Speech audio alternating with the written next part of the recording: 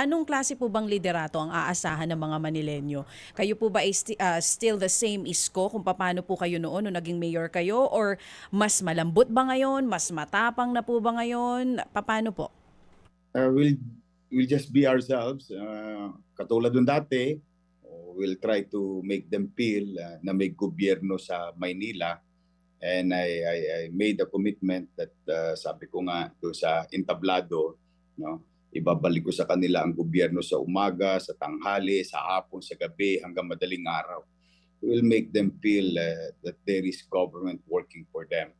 At yung kapanatagan, I think that's most important thing across demographics, no?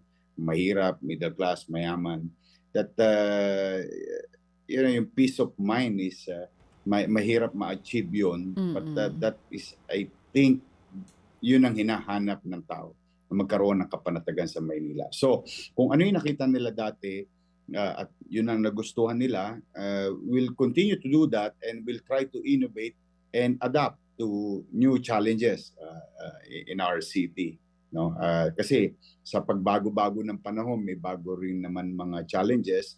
But we will try to be more yung tumutuon doon sa pangangailangan ng takdang panahon. And yun ang tingin kong may offer natin this time, on top of whatever we have done in the past. Mararamdaman nila na may gobyerno ulit. Dito po sa ginawa naman ng dati nyo pong kasamahan na si Mayor Honey Lacuna, meron po ba kayong ipagpapatuloy sa mga nagawa niya na dyan sa Maynila? O di kaya naman mga proyekto na nagawa niya na plano nyo pong baguhin? Wala pa naman. I don't know what they have done. No? I think we will see the records in the city. Kung ano yung maganda at kapakipakinabang sa tao, then so be it. We'll continue it. Kung naramdaman ng tao yung ganitong particular na programa, we will continue it.